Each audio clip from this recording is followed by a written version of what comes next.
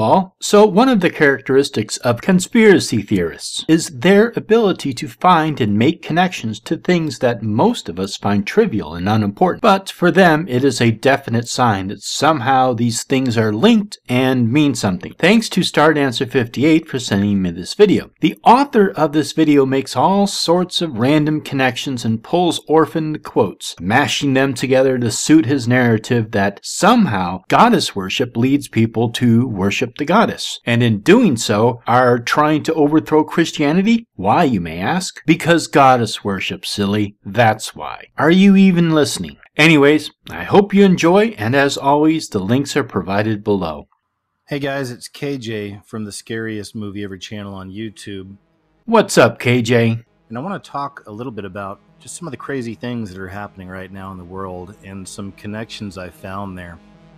I wonder if any other YouTubers have ever thought about doing this. I wonder if they are making money rattling on about crazy nonsense. I'm sure nobody is exploiting this, bending the truth, or fabricating a little bit to stir interest. Nah, that would be unethical. And Christians are all about being ethical. Only the most vile and lecherous self-identified Christians would make up lies and bear false witness. But sorry, I interrupted you. Go on. So what we're dealing with right now is Mother Goddess worship. We're seeing a return of this. This has been around since the very beginning. The female representation of divinity has been around for as long as time recorded. There were cults of the Virgin Mary, and she was honored by many. As for pre-Christian faiths, yes, many practice goddess worship, both men and women. A Mother Goddess is a goddess who represents or personifies nature, motherhood, fertility, creation, and even destruction. It would be difficult to list all the attributes of various goddesses from around the world. Such goddesses are sometimes referred to as Mother Earth or even Earth Mother. This ancient worship is connected to many of the things that are happening right now in our world today, politically, socially, religiously. And as people are falling away from traditional religions, and even more specifically the Christian religion, they're reaching out for something else. I agree. Those looking are trying to find beliefs that resonate with their own. Everything works in cycles, and we're back in one of those cycles again right now, where people are reaching out to ancient religions. Specifically, I'm speaking of the goddess movement, which includes spiritual beliefs and practices which have emerged in North America, Western Europe, Australia, and New Zealand, and it really started catching fire back in the 70s. What cycle? Are you referring to nearly 1,500 years ago? That cycle? The cycle of pre-Christian faiths that were stamped out and replaced by Christian churches? Are you possibly referring to places like Chartres that was built upon an older Druid temple? From my understanding of history, there were two cycles, the pre-Christian cycle and then the second cycle being the Christian faith stamping out and replacing the first cycle. And it's continued to grow since then. And I would even say that it's kind of at a peak right now. The movement grew as a reaction to perceptions of predominant organized religion being male-dominated. Since we are speculating on what drove the Mother Goddess revival, let me offer my opinion. I think the 1960s birthed a generation without world war, living under the doom of a possible nuclear holocaust, female sexual freedom, liberation, and rights for homosexuals. The church was opposed to women's rights and sexual liberation, against abortion, against homosexuality, and against exploration. So naturally, people sought new faiths. We saw a growing interest in Buddhism, Hinduism, Zen, and yes, the occult sciences. Even people creating their own religious cults. And it makes use of goddess worship and a focus on gender and femininity. The goddess movement is widespread, and it's connected with Neo-paganism, or New Paganism, the oldest religion, paganism. The practices vary widely from the name and number of goddesses worshipped to the specific rituals and rites used to do so. Are you referring to pagan as in pre-Christian religions? There are hundreds of non-Christian faiths out there. The belief systems range from monotheistic to polytheism to pantheistic, and they encompass a range of theological variety, similar to that in the broader neo-pagan beliefs. But ultimately what this is about is a cosmic battle between the matriarchy and the patriarchy. No, I am unclear where you get this idea of a battle between matriarchy and patriarchy. Between male and female. And this has been going on for a very long time. And these days we're living in now, we're all being divided. And most of us can understand this, and we see this. They put us in little groups, and then once they can put us in little groups, they can turn us against each other. They don't have to do anything, and I am unsure who you mean by they. Individuals divide and separate into groups. It is our tribal nature. Pagans today, or neo-pagans if you prefer, are very welcoming and accepting of the idea of various concepts of other faiths, including Christianity, and they find similarities between them. Some forms of evangelical Christianity can be very dogmatic, even condemning those who do not follow the one true God, among thousands of others I might add, as sinners who are going to hell, castigating them into the likes of biblical enemies such as the Babylonians and Canaanites. It's really important to understand that there's a connection between goddess religion, worshiping the mother goddess, and modern day feminism, really feminism in general. The witch is seen as resisting patriarchy and the social structures through which men have exercised their power. Reverence for the goddess is becoming prevalent in our day. I'm seeing it everywhere. I would agree that goddess worship is popular among some feminists today. I have a theory on this.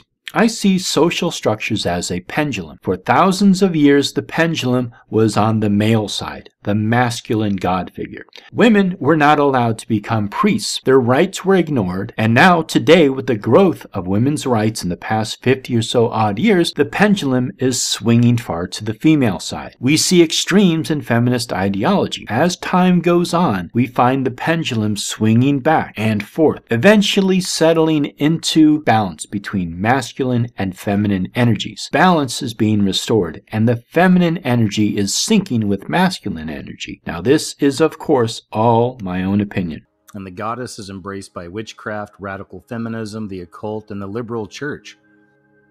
The age of Aquarius, which is upon us right now, according to the occult world, no one really knows exactly when we enter the age of Aquarius. When does the age of Aquarius begin? And what is the age of Aquarius? The age of Aquarius is not part of astronomy. It's an astrological age, which occurs because of a real motion of Earth known as the precession of the equinoxes, which, for example, causes the identity of the polar star to change over time. The cycle of precession lasts 25,800 years, and there are 12 constellations of the zodiac. So roughly every 2,150 years, the sun's position at the time of the March or vernal equinox moves in front of a new zodiac constellation. The age of Aquarius begins when the March equinox point moves out of the constellation Pisces and into the constellation Aquarius. When will that be? There's no definitive answer. Various interpretations give different answers to this often asked question.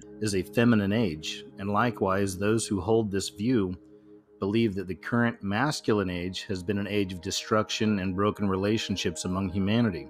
I think it is not productive to look at our past and judge it. We should learn from our past and always move forward. The past is unchangeable. The future is yet to be. I have to come back to the occult axiom of balance of male and female aspects. We cannot have a male-only society nor a female-only society. More importantly, we need to allow men and women to be who they are and not suppress one over the other. So the new age with its feminine energies, these people believe that follow this will bring balance to the destructive aspects of the Piscean age.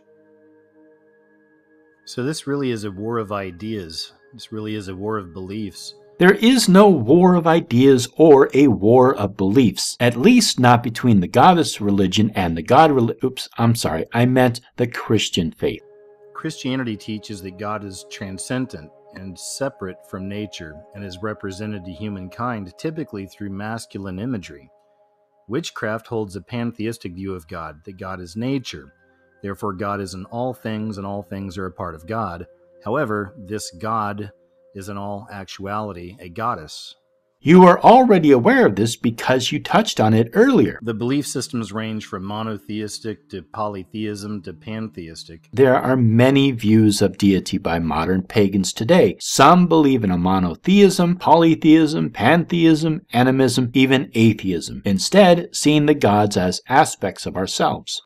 A fundamental belief in witchcraft is the idea that the goddess predates the male god. Really, what is your source for this? It can become a chicken or the egg thing here. To have a male, you have to have a female first, but you can't have a female without a male. Some goddess-centered modern pagan religions claim that a goddess cult existed before Judaism. I think this is an oversimplification. There are cultures that seem to balance gods and goddesses. The goddess is the giver of all life and is found in all of creation. The importance of the goddess symbol for women cannot be overstressed. The image of the goddess inspires these women to see themselves as divine. For many in the feminist world, the goddess is an object of worship. Those in these women's spirituality movements reject what they call the patriarchal Judeo-Christian tradition. It was really kind of those screaming harpies to allow that male into their goddess-centered blood moon time ritual. According to a Wall Street Journal article by Sonia Nazario, women first wanted to apply feminism to political and economic realms, then to their families, and now they want it in their spiritual lives. This is an orphan quote, and I really mistrust quotes taken out of context. I looked for this article and kept coming back to this quote, mainly referenced by a Russ Wise. The quote is from an article written by Sonia Nazario. However, it is actually quoted from a Judith Auerbach. Just another New Age fad. No way, says Judith D. Auerbach, who studies gender issues at the University of Southern California's Institute for the Study of Women and Men. Women first wanted to apply feminism to political and economic realms, then to their families, she says. Now they want it in their spiritual lives. The radical feminist believes that the traditional church must be dismantled. Naomi Goldenberg, in her book Changing of the Gods, states that the feminist movement in Western culture is engaged in the slow execution of Christ and Yahweh.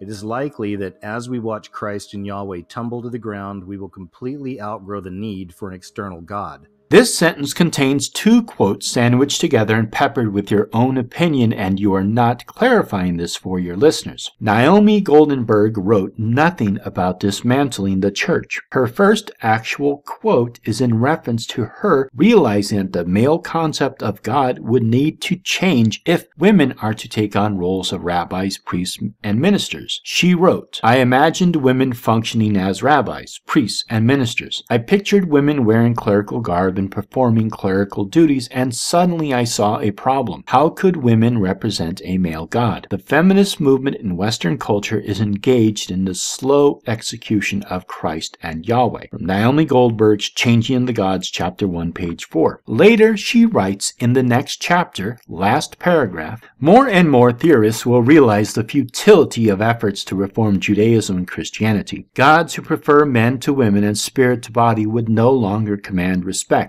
It is likely as we watch Christ and Yahweh tumble to the ground, we will completely outgrow the need for an external God."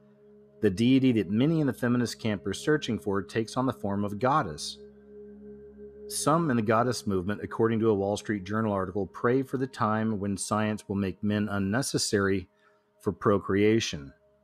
From the article written by Sonia Nazario, I'm starting to really like the way that name rolls off the tongue. Sonia Nazario has a quote from a Judith Pinkett, who states, "Some of the women," she says, "pray for the time when science will make men unnecessary for procreation." And in the very next sentence, Sonia writes, "Which isn't to say that all goddess worshippers are anti-male."